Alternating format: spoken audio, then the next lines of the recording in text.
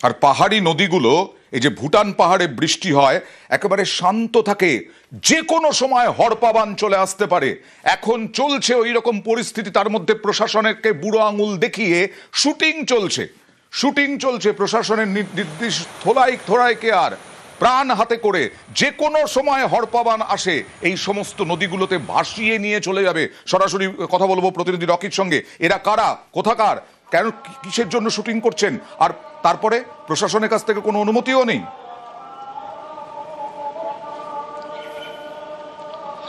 দেখো, যে পরিস্থিতি জলপাইগুড়ি জেলা এবং ডুয়ার্সে রয়েছে, ভুটান পাহাড় এবং সমতলে অবিরাম বৃষ্টি চলছে এবং নদীর জল কিন্তু বিভিন্ন এলাকায় বাড়তে শুরু করেছে।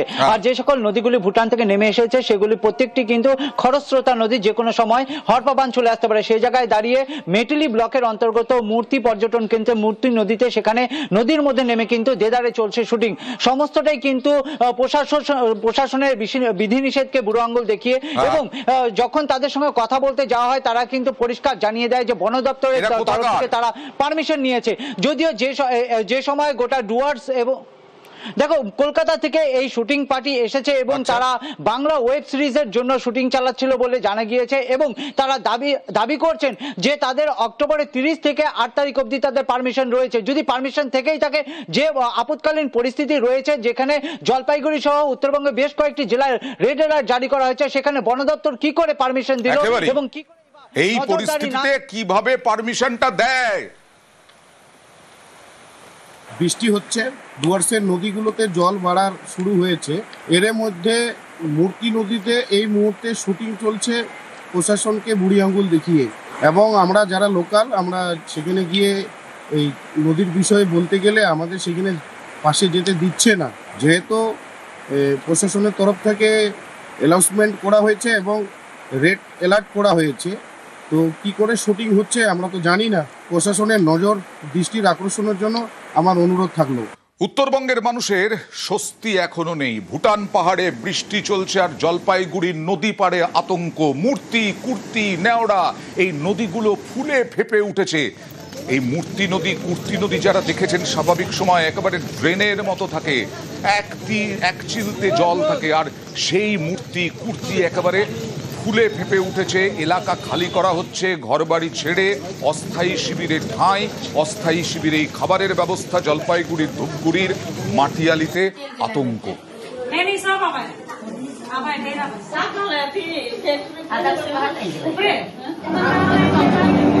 ঠিক আছে,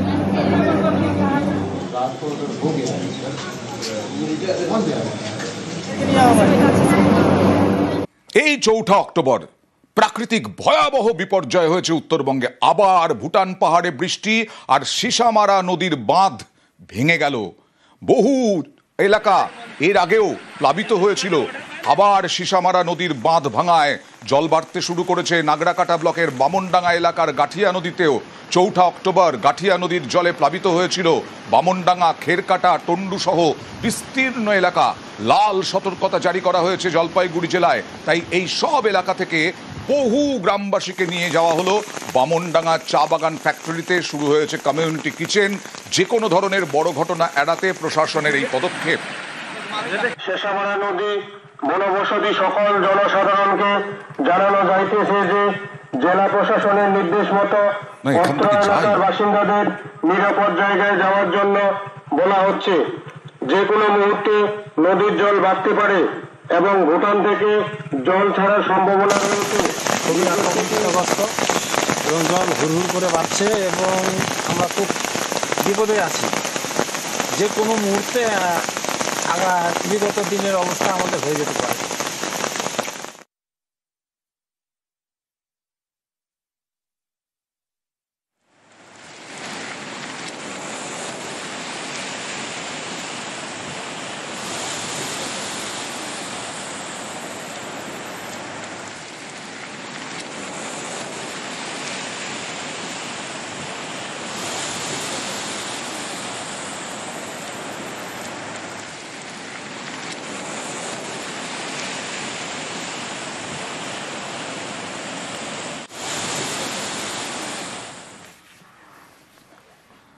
ধূপগুড়ির বৃষ্টি দেখাবো। ধূপগুড়িতেও প্রাকৃতিক বিপর্যয়ে ধূপগুড়িতেও পড়েছে সেই বৃষ্টিতে ভাসছে ধূপগুড়ি এবং প্রবল বর্ষণ। উত্তরবঙ্গে ভারী বর্ষণের পূর্বাভাসই দিয়েছিল আবহাওয়া দপ্তর। একদিনে 169 মিলিমিটার বৃষ্টি হয়েছে আলিপুরদুয়ারে, আর ধূপগুড়িতেও মুষলধারায় বৃষ্টি।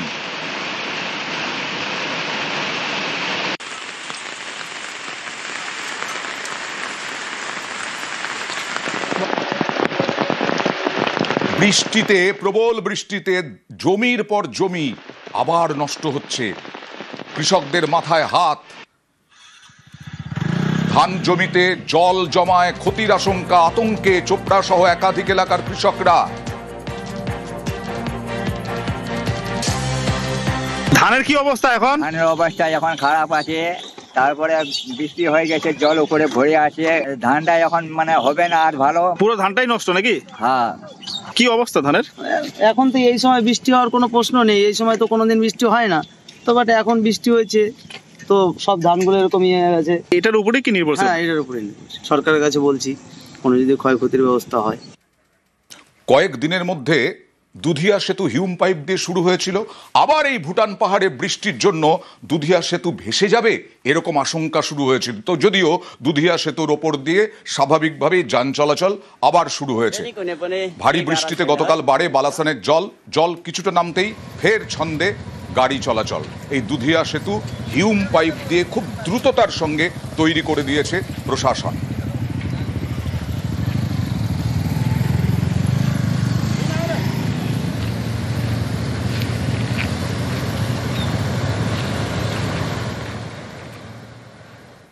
নর্থ সিকিমে নিয়ে যাব।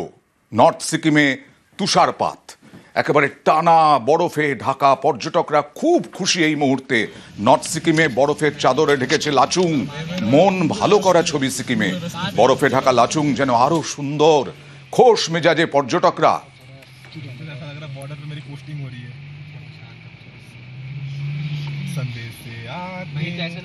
बॉर्डर है ऐसे यहाँ पे खड़े होकर वही तो कह रहा हूँ कि बॉर्डर पे पोस्टिंग जा रही है मेरी। जैकेट ही नहीं पहना यार किसको?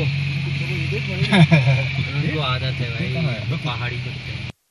ব্রেকিং নিউজ এই মুহূর্তে। এসআইআর এর প্রতিবাদে পথে মমতা বন্দ্যোপাধ্যায়, অভিষেক বন্দ্যোপাধ্যায়। মঙ্গলবার প্রতিবাদ মিছিলে মমতা বন্দ্যোপাধ্যায়, অভিষেক বন্দ্যোপাধ্যায়। এসআইআর এর প্রতিবাদে রাজপথে মমতা বন্দ্যোপাধ্যায়। সোমরাজ রয়েছে আমার সঙ্গে। সোমরাজ, এই কর্মসূচি সম্পর্কে কি জানা যাচ্ছে? কোন কোন ইস্যুকে সামনে নিয়ে এসে পথে নামছেন তারা? এসআইআর ইস্যুকে সামনে রেখেই পথে নামছেন মমতা বন্দ্যোপাধ্যায়, অভিষেক বন্দ্যোপাধ্যায় এবং তার সঙ্গে থাকছে এনআরসি ইস্যু। এনআরসি আতঙ্কে পরপর প্রাণহানির ঘটনা যেভাবে আমরা দেখলাম, সোদপুরের পানিহাটিতে প্রাণহানির ঘটনা, আমরা দেখলাম ইলামবাজারে প্রাণহানির ঘটনা, এবং তার সঙ্গে এসআইআর ইস্যুকে সামনে রেখেই এই মিছিল শহরের রাজপথে হবে। বি.আর. আম্বেদকর মূর্তি থেকে এই মিছিল শুরু হবে, শেষ হবে জোড়াসাঁকো ঠাকুরবাড়িতে। তেমনটাই তৃণমূল কংগ্রেসের শীর্ষ নেতৃত্বের তরফে জানা যাচ্ছে। আগামী 4 নভেম্বর এই কর্মসূচি করা হচ্ছে তৃণমূল কংগ্রেসের তরফে, এবং এই মিছিলে বিভিন্ন রকমের ব্যানার প্ল্যাকার্ড রাখা হবে, বিশেষ করে এসআইআর এবং এনআরসি কে সামনে রেখে। পাশাপাশি কেন্দ্রীয় সরকারের যে বিভিন্ন বঞ্চনা, সেই বঞ্চনাকেও সামনে রাখবে তৃণমূল কংগ্রেসের শীর্ষ নেতৃত্ব। আগামী 4 নভেম্বর এই মিছিল হবে। ইতিমধ্যেই তৃণমূল কংগ্রেসের শীর্ষ নেতৃত্বের তরফে সিদ্ধান্ত নেওয়া হয়েছে বলে সূত্র মারফত জানা যাচ্ছে। পুলিশকেও ইতিমধ্যে নির্দেশ দেওয়া হয়েছে যাবতীয় প্রস্তুতি নিতে।